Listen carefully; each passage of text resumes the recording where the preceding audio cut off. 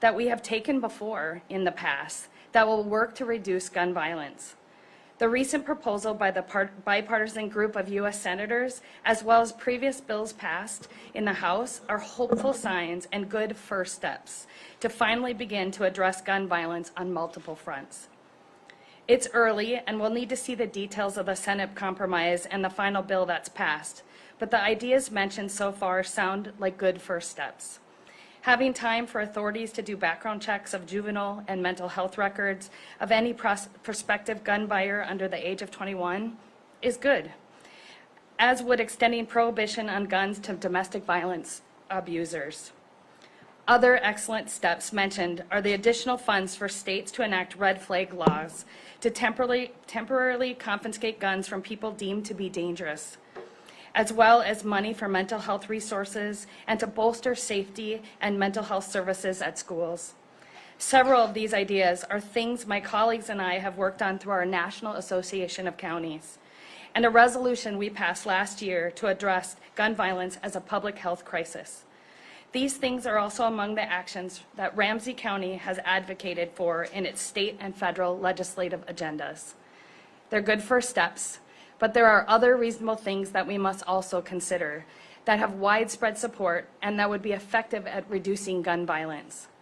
Our county's 2021 federal legislative platform called for the reinstatement of firearm assault weapons ban as a strong step in addressing the epidemic of mass shootings and other gun-related violence. This ban passed with bipartisan support and was effective for a decade. The ban was effective, and when it sunset in 2004, a surge of automatic weapons shootings occurred that has not subsided. At the state level, the county supports mandated background checks for all firearm purchases to reduce firearm-related crime. We also support legislation that reduces gun violence through a community-centered approach to violence prevention, such as our Healing Streets, as well as funding for development of new response types and enhancements to dispatch countywide resources. We call on our community today to join us in asking federal and state legislators to take initial steps and consider these bolder actions to address the epidemic of gun violence. We also call on gun owners to lock and secure their firearms to protect their family members and our entire community. We watch each new incident across the country in horror of the moment, and then we move on. Some of us even forgetting the death and injuries that occurred less than a year ago right here in St. Paul at the 7th Street Truck Park mass shooting. We owe it to the victims and survivors of these tragedies to not let that happen again and to act now. Thank you. I'd like to introduce our Public Health Director and Acting Deputy County Manager, Sarah Hawley.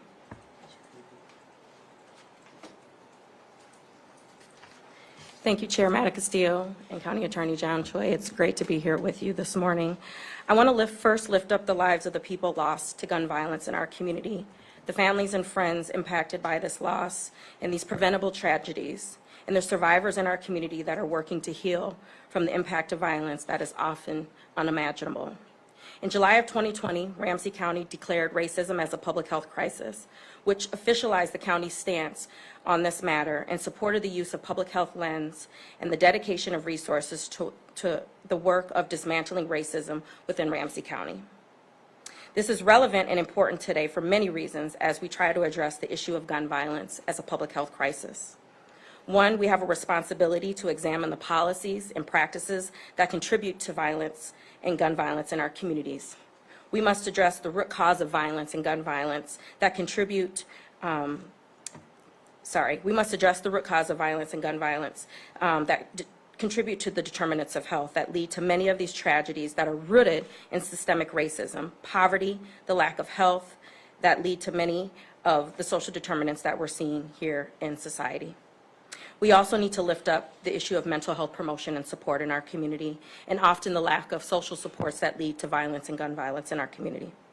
Gun locks and safely securing firearms is one piece of the puzzle to address the public health crisis on gun violence. St. Paul Ramsey County welcomes this continued long-standing collaboration with the County Attorney's Office and other partners in our community to make gun locks free and easily accessible in our community. Residents can visit the Public Health Center at 555 Cedar to pick up a free gun lock at our vital records counter. There are no questions asked when you pick up a gun lock. Our department was involved with this project from the start because preventing illness, injury, and premature death are core public health concerns. We do this through public health education and services that we provide to tens of thousands of people we serve each and every year. Public health serves individuals across the lifespan, but the health and safety of infants and children and families are the starting point and foundation of community health. A gun lock can be the difference between life and death if a child accidentally gets a hold of a firearm. We also know addressing the needs of our community also aim to reduce violence overall for our residents here in Ramsey County. One of the important things our public health nurses do as a part of our home visiting program is talking to pregnant and parenting women and families about making their homes safe for their baby. This includes making sure that they have a safe place for their baby to sleep, as well as helping them look at any potential safety hazards, poisons, electrical outlets, guns being most important. We talk with parents about the importance of keeping guns locked up and secured, particularly if there are older children in the home. We ask them to keep the ammunition separate from the gun and how to safely transport firearms in a vehicle.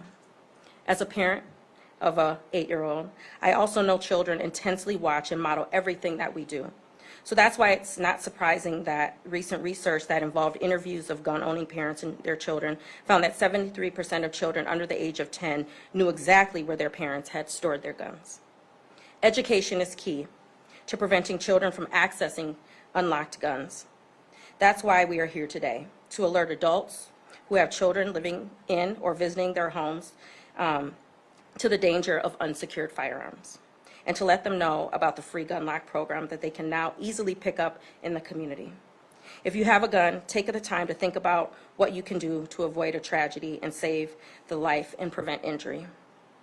Our work on gun locks is just one way that public health is working to prevent injuries and deaths in our community and address gun violence to the effects of all of our community members and how it disproportionately impacts racially and ethnically diverse residents. Our Healing Streets initiative, which Commissioner Matta-Castillo mentioned, is another resource in way public health, Ramsey County, and the city of St. Paul and our partners are working to address gun violence as a public health crisis. Through the Healing Streets program, we are taking a community-centered, healing-based approach to work upstream on violence prevention, intervention, healing on group and gun violence here in St. Paul and in Ramsey County.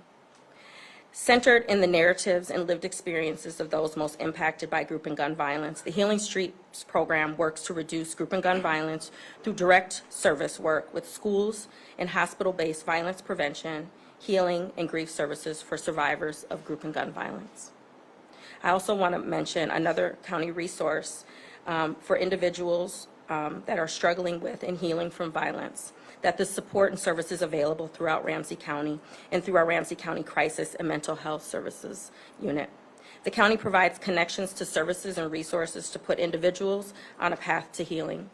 Help is available in crisis, and to get an assessment or to access ongoing mental health services or chemical health services. Information on crisis services and short-term and ongoing mental health services is available at our mental health center and also online at ramseycounty.us/mental health. I just want to thank County Attorney Choi and Chair Matta-Castillo for having me here today and lifting up the lives of the people that we have lost to gun violence, but also lifting this up as a public health crisis. We can all do this together to end the cycle of violence. Thank you so much. I'll turn it over to County Attorney Choi.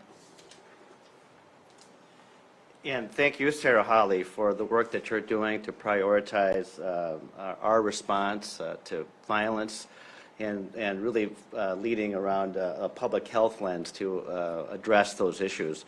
And thank you, Trista Matas-Castillo, our board chair, for joining here today to get some important messages out to our community. As the chief prosecutor, oftentimes our office is called, we're at the very, very back end. We're very, very downstream after tragedies have occurred in our community. And too often what we see are things that are preventable. That if we were to think about prevention, if we were to think about actually putting public health strategies at the forefront, some of these issues could possibly be prevented. As an example, throughout this country, once a week. So every week in America, at least we have one toddler-involved fatality, right, in this country. Think about that. So here in our region, in the Twin Cities area, we've already had 2 really horrific incidents that have occurred over on the other side of the river. But just sad situations where a young toddler or a young person gets a hold of a gun in the home. Maybe it's under the pillow, under the sofa, and then they ended up shooting themselves or a sibling in an accidental type shooting. Well, what happens is that we're asked then to pick up the pieces. Oftentimes, we might have to prosecute the person who was negligent in storing that firearm or for child endangerment. And those are just tragic cases where lives have been lost. And there's cases here in Ramsey County that have occurred over many, many years. And so that's part of the message here about what we want to avoid. And we really believe that just safe storage, these messages that Sarah Holly and Tristan Castillo talked about, can actually make a difference, so that I don't have to get involved, so the police don't have to get involved, that we can prevent these tragic lives being lost. But that is just one piece of the solution, and those are some of the things that we can do at the local level. And I think what we're trying to also say here as a part of a really important message is that we really need action to take place at the state legislature, in our United States Congress. Trista talked a little bit about some legislation that's pending. There are some good things that are in there, but we need to go further. And we need to call out the fact that in our society, in America today, we have tragedies all the time. You know, these mass shootings have become a part of who we are as Americans, but yet they continue to happen, yet there's no action that occurs afterwards. And I also need to call out the fact that if we look at in our own community, if we just paused for today and counted all of the young people who have lost their lives on an annual basis, we actually have a mass shooting occurring in our community every day. Oftentimes, those victims come from black and brown communities, and I think we don't do enough to pause to recognize the lives that are lost to gun violence. And so I can tell you this, is that, and people have talked about this over and over again, in our public across the state, I'm not just talking about in Ramsey County, but 80% of people support some form of universal background check on transfers. That would make a huge difference around some of the issues that we're experiencing with guns now coming into our community, right? We've had a huge proliferation of guns that have been manufactured, manufactured legally, that have been transferred legally, but then at some point, something falls apart, and we've had a massive influx of guns just in our community. More people are getting permits to carry handguns. And so we have this proliferation of handguns, and I think there's a lot of things that we could be doing around just reasonable, sensible regulation, like red flag laws that have been mentioned before, universal background checks, and again, that is supported universally across the state. It doesn't matter whether you live in greater Minnesota or in the Twin Cities. And those are reasonable things that I think could actually make a difference. We have a new emerging issue that we need to also be paying attention to, which is the issue of ghost guns. These are guns that can be manufactured by some sort of a 3D printer, or these kits that are sold on the internet. And these guns are then can be manufactured by the person who purchases the kit, and then they won't have a serial number, they won't have a way to trace those particular guns. We've started seeing this nationally, where there's a huge influx in cities like Philadelphia, Chicago, Los Angeles, where they've had huge amounts of ghost guns that are being recovered.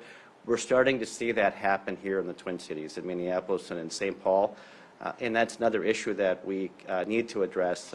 I am involved with a group called Prosecutors Against Gun Violence, and we recently wrote a letter, and we'll provide the letter to you, to the CEOs of MasterCard and Visa, to not process payments involving these kits that allow for people to make AR-15s, to make Glock pistols, those types of things. And so this proliferation of guns needs to be addressed. And we have to also call out the fact that what's standing in the way of these sensible regulations is a small special interest group the National Rifle Association. That has been what has dragged down, I think, our ability to make these changes. And I know that people here would join me in that we need to have a call for more courage in this country to be able to stand up to special interests and actually do what is best for the people of our communities and to do something significant around preventing senseless and needless gun violence. So again, thanks to my partners here today, and together working with our communities, I know that we can make some changes here locally, but we still need others to act, and I ask for that action today. Thank you. Any questions? How many gun locks are you prepared to give away, and when does that program plan to start? Is that something, or is this kind of as of right now?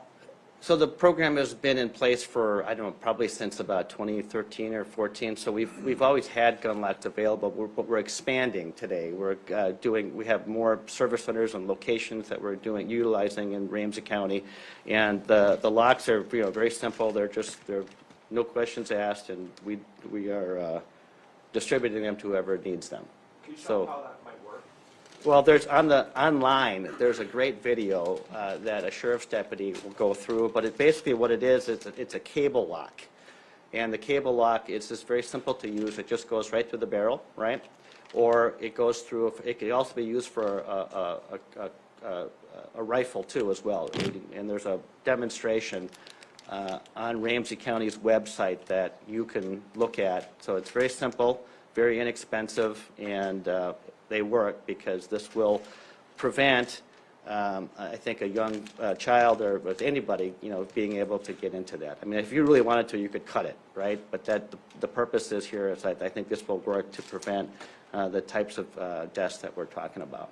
While we're still talking about gun locks, could you clarify how many locations there were before this expansion and how many there are now? Yeah, I think it's in the press release, but I don't know the exact, the new locations. There were about 12. Now there's still 12 because we consolidated. Roseville Library became Roseville Service Center. Maplewood Library, we just shifted them over. So we have about 12 exiting all over the county, different sites. And to answer the question, there's about 1,000 new locks that will go out to those sites. Some of them have become dormant, but some of them are very regularly used, like 555, public health. And I think the current, the amount of locks that we have right now, it's the second flight of locks that we've had to buy. So since the inception of the program, we've made 2 purchases and probably have to make a third.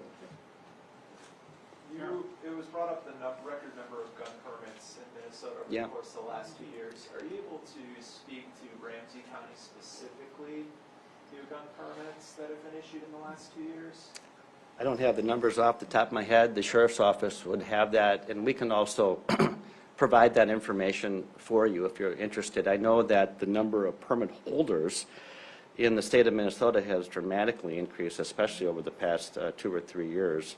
I want to say that number, well, I don't quote me on the number because I'm not certain, but I want to say it's over 300,000 permit holders in the state.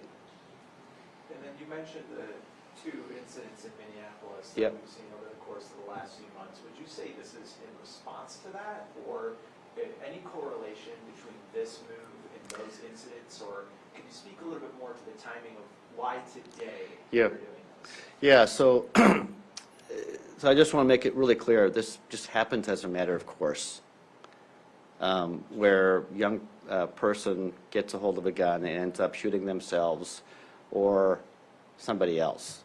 It's just a matter of course. It happens throughout this country, and if we could go back and poll the cases, the past cases in Ramsey County, and that's why I have a huge interest in this to prevent all of that, because it's almost like a pattern that we have.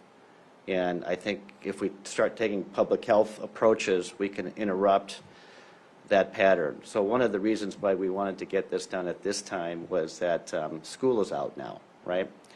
And so with parents oftentimes being at work, we felt that it was a really critical time to get these messages out, and we really appreciate the coverage that we're getting here today so that people know that these locks are available, that they know that there's an expectation as part of the law, as well as a community, that we are safely and securely storing our firearms that might be within the home, and to get the public messages out that guns within a home accelerate the risk of people being injured. And so that means, in my opinion, more responsibility on the part of those who own the guns.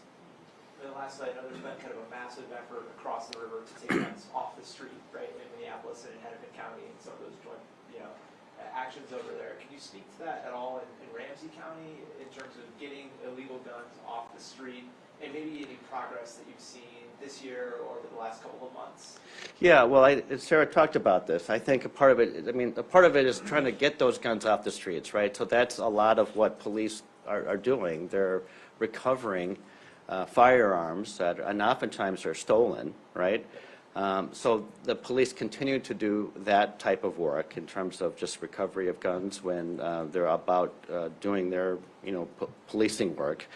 But at the same time, I think it's really critical, and you heard Commissioner Matas-Castillo and Sarah Hawley talk about some of the work that we're doing to interrupt the cycles of violence and utilizing a community-based and public health-based approach to intervene, because oftentimes what we see with respect to gun violence is that shootings occur amongst groups, or there's an aspect of it where there's retaliation, right?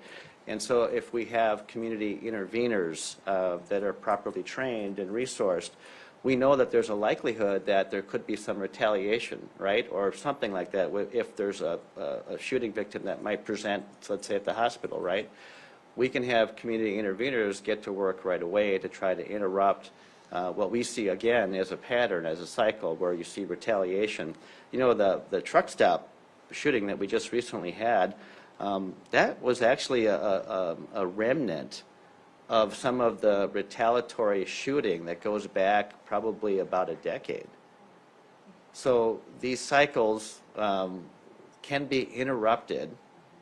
We can do intervention, and that's where it's really critical, I think, for a community to recognize that the solutions are not just found in the work that we do to arrest and cover guns and to prosecute, but actually working with community, bringing in public health strategies. That work of Healing Streets is very much one that is based in community, and it is utilizing public health strategies to be a part of the solution. So I think the message that you heard here today is that when we're all pulling together, utilizing all of the various levers that we have, and we're doing a lot of that at the local level, utilizing the enforcement tool, the policing, the prosecution, but also the public health stuff, right? But there's frustration. And the frustration that I think you heard from the chair and you heard from me is that on some of the other things that are out of our control, we are not seeing the change that we need, and I want you to hear that as your chief prosecutor, I believe that there's a number of pieces of legislation like reasonable red flag laws that could address some of the mental health issues that we have, universal comprehensive background checks on all transfers. We've got a problem, I think, with some of the transfers that happen over the internet, but having that universal background check, which, by the way, is supported by 3 out of 4 or 4 out of 5 people in the state of Minnesota, depending on which poll that you're looking at. We need to see those changes because they can actually make a difference. We need to address ghost guns, and so we need to see action at the federal level and at the state level, and we'll be there to continue to push our partners. Aaron. Are there particular metrics of gun violence in Ramsey County that your agencies track and that you can talk about today? Yeah, so as a part of some of the work that we do, I mean, I think public health can speak for like some of the things that they might be tracking, but from our perspective, from a prosecution perspective, one of the things that we're always tracking in our county, and it's really through the violence reduction leadership group that we have, is the shots fired, who's being injured, who's presenting to the hospital, where these shots are occurring. So we have that data. I don't have it prepared to talk about, but I think showing some of that data would actually be a good thing because people can also see, and this is some of the things that we need to talk about as a community. Oftentimes those injuries and those shots fired are really concentrated in certain neighborhoods, right? And I really believe, again, and that really lends itself to thinking about things from a public health perspective, like what can we do in those communities then to try to intervene, work with community, to try to get less shots fired, recover guns, et cetera. So those are really important strategies, but you can see, and Dennis can certainly send you the maps, but you'll see, and the public should see it too, that we've got concentrations of gun violence that are happening in certain zip codes in our community, and they correlate with, you know, poverty and all those other things as well. And I believe that it's not just about the policing strategies, but also about really working together across our systems and with their community to try to figure out ways to do that intervention. I mean, this issue of the amount of gun violence that we have and the people that are dying, it's a moral issue. Yet I see that there are things that are just stuck. And I just don't understand that we can't do everything that we should be doing everything that we can to save lives. And there's a whole comprehensive set of solutions, but there's a group of them that are very intractable. Nothing ever changes. And so I think what you're hearing from us is that we need to have action. And I'll just lift up to Yeah, some go ahead, Sarah. of the data I feel like I'm that talking you too can't quantify are the stories of the survivors, the people that have been impacted by gun violence. And so we can certainly share the amount of deaths that have resulted from gun violence in Ramsey County. But I just want to lift up what County Attorney Choi mentioned, is that, you know, when you have the cycle of violence happening, you also have to look at the social determinants of health that contribute to that. And so I think today I just want to lift up Healing Streets more and more, that we are working. This is a newer program, but that interruption of the cycle of violence is so important. And so I want to lift up those voices, those narratives from people that have lived experience in this space, that have been impacted. The numbers matter, but I think the stories and how we address action, as County Attorney Choi has mentioned, is so much more important to look at how we can do this from a public health lens and prevent and interrupt that cycle of violence. I do have one more for County Attorney Choi. So, it sounds like a lot of the things that you're talking about, like, you know, the red flag, all of these proposed policies, well, it's, for the first time we're seeing, you know, senators on both sides of the aisle in Washington kind of agreeing, and, you know, although that's not passed yet, does that give you any hope? Is this gun deal that's in Washington right now, is that what you would like to see passed? No, and I think Krista talked about it. It would be a good first step, right? We have to keep in mind that there's dysfunction, I think, in Washington, D.C., and so nothing has passed yet, right? So I wouldn't necessarily count on it. It's just good to hear that there was some conversation, that there are 10, I think, Republicans that were a part of this conversation, which I think addresses maybe the filibuster issue. And so cautiously optimistic about that change. But again, the things that are in there are very, they're not like major things. They don't address the whole gamut of things. So look, for instance, you talked about red flags. Well, by the way, if that becomes law, what it will do is it will just incentivize states to do something around passing red flag laws. We would have to still, in our legislature, pass something, and then that federal legislation, I think the way that it's set up, it would support that work, right? So that's not necessarily, it's kind of a national solution by incentivizing states to do it, but states still have to do it. And let's think about Minnesota. We also got dysfunction up there, up at the state capitol, where things just don't seem to happen. You know, I don't understand how we have this huge public safety and justice crisis that's right at our doorstep. And the Democrats talk about A, B, and C, and the Republicans are talking about X, Y, and Z.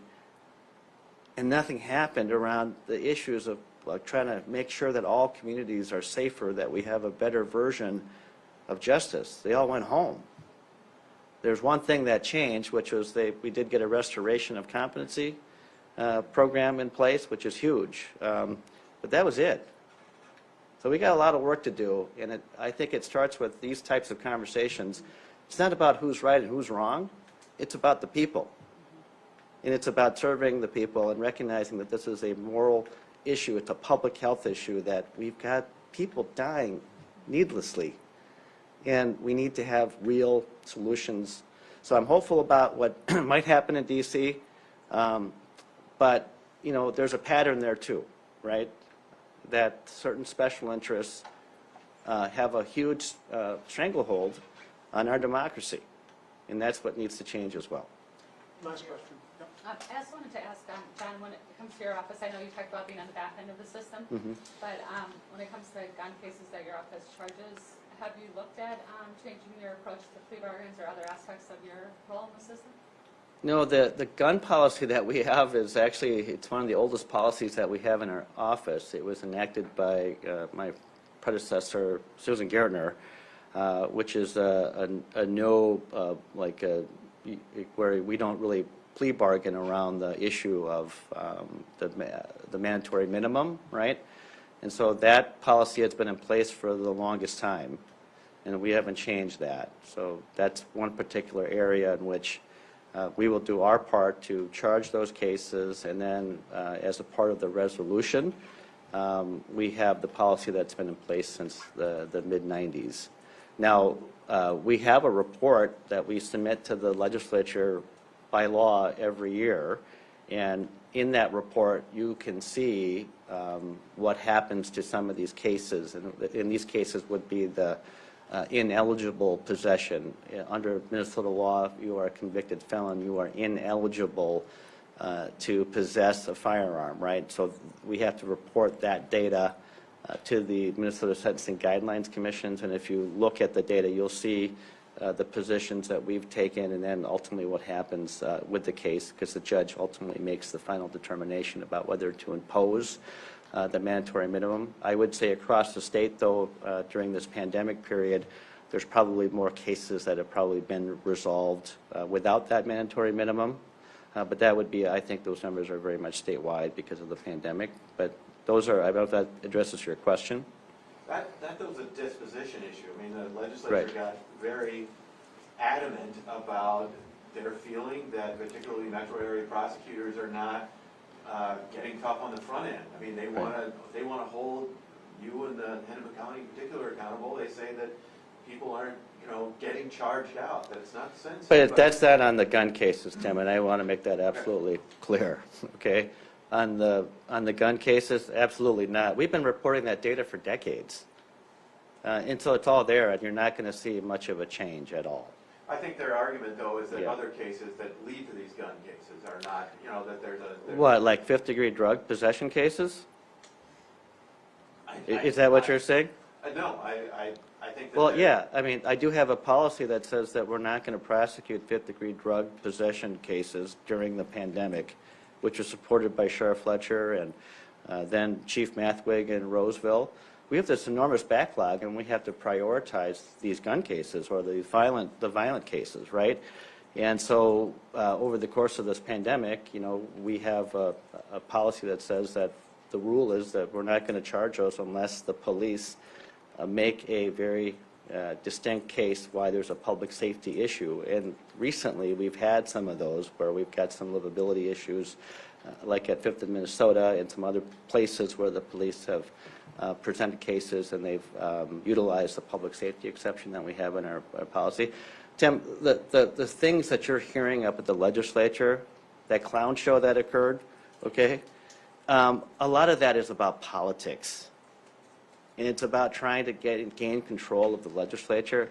And that's what's wrong, is that people are putting their own political interests to take advantage of the fear that we have in society right now, and to use that for partisan gain. We don't need any more games. What we need are real solutions that actually work, right? And we need to stop this positioning certain issues a certain way to take advantage of the fear and the anxiety and stress there might be about crime, and really get to some solutions and real conversations. You know, it's really interesting that nobody from the legislature on the GOP side contacted anybody that are living and working on the front lines of trying to address the issues in St. Paul and Minneapolis They just seem to think that, they've got a certain version of it.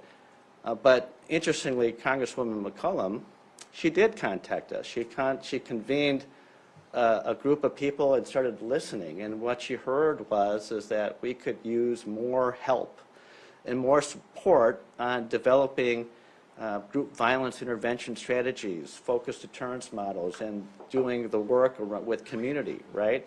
And then she went to work and got us $900,000 to help us with that project.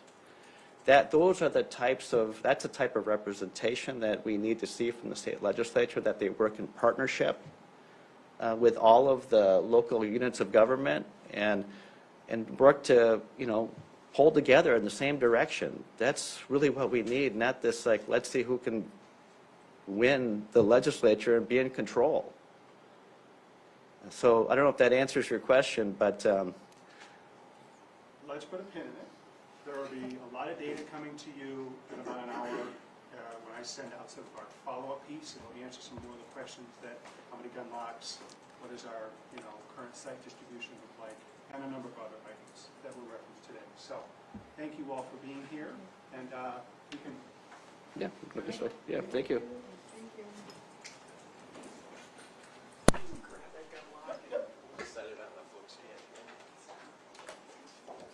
I'm sorry, Senator. Okay.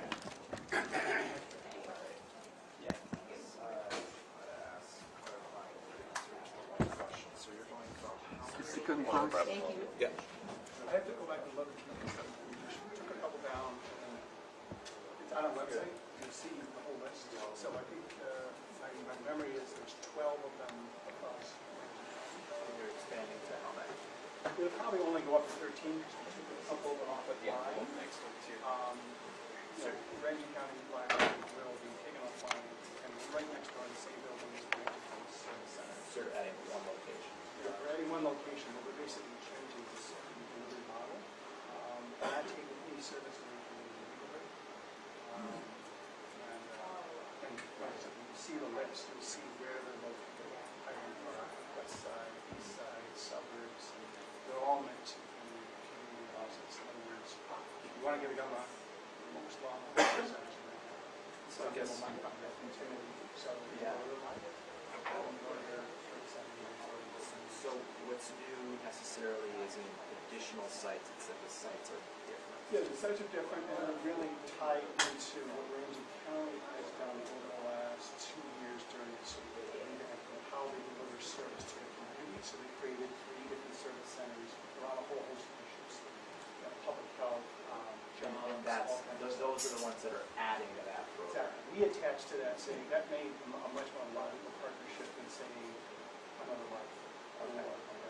Because you could see how that wouldn't necessarily make sense. Like if you didn't have that contacts. Yes. Like why are they hosting press conference to announce they're going from 12 locations to 13 locations? Keep very heartily, which is schooling for St. Paul last Friday. So More kids at home. it's more of a renewed push than necessarily an expanded.